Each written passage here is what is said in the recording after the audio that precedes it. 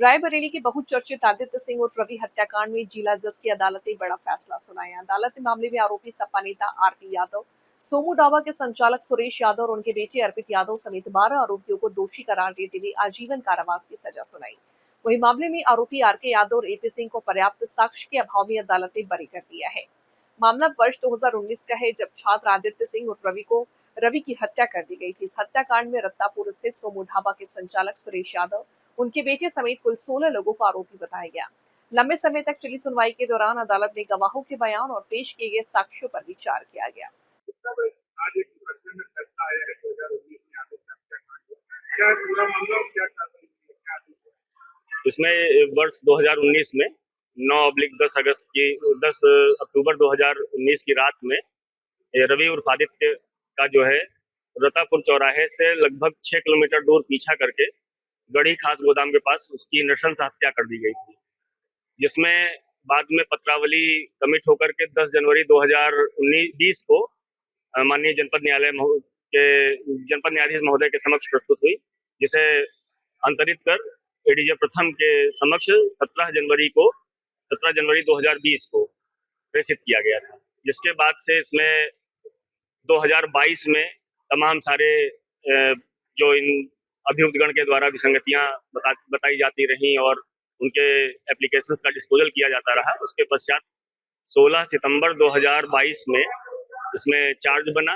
उस समय भी एक अभियुक्त ने मौके का फायदा उठाते हुए अपने को कि चार्ज न बन पाए और वो अस्पताल चला गया, जिसमें फिर बाद में उसके विरुद्ध आरोप जो है 21 सितंबर 2020 को बन पाया।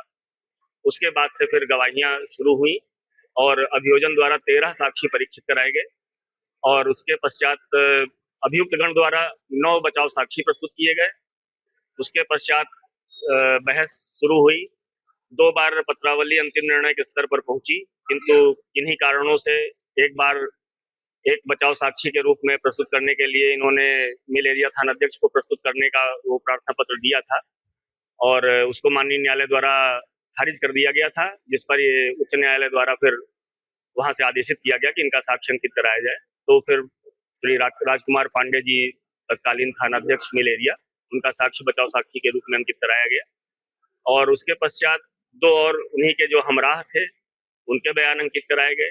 फिर पत्रावली जब पुनः निर्णय के स्तर पर पहुंची तो माननीय जनपद न्यायाधीश महोदय का स्थानांतरण हो गया था। पिछले वर्ष अगस्त 2025 में वर्तमान जनपद न्यायाधीश महोदय। देखा जाए आदित्य हत्याकांड में फैसला आया है, किस तरह से आप इंतजार कर रहे थे इस फैसले का और क्या कहेंगे इस फैसले से कितना संतुष्ट है? मैं इस फैसले को अधूरा न्याय कहूँगी। मुझे पूरा न्याय नहीं मिला है। जिस तरह से इसमें अभितेज सिंह और आरके यादव मुख्य अपराधी हैं, उनको बरी कर दिया गया है। उनके खिलाफ मैं जाऊंगी न्यायालय में, हाईकोर्ट में मैं लड़ूंगी। ये दोनों अपराधी मेरे भाई की निर्मम हत्या करते हुए साफ साफ दिखाई दे रहे हैं। आई विटनेस ने इनका नाम भी लिया है कि ये दोनों मारते हुए वहाँ पर नज़र आ रहे हैं और मुझे संदेह है कि ये दोनों बरी कर दिए गए हैं, ये कभी भी मेरी भी हत्या कर सकते हैं। इसलिए मैं इन दोनों के खिलाफ हाईकोर्ट जाऊंगी और इन दोनों के खिलाफ आगे लड़ूंगी। जिस तरह 14 लोगों को सजा है उसको किस तरह देखते हैं?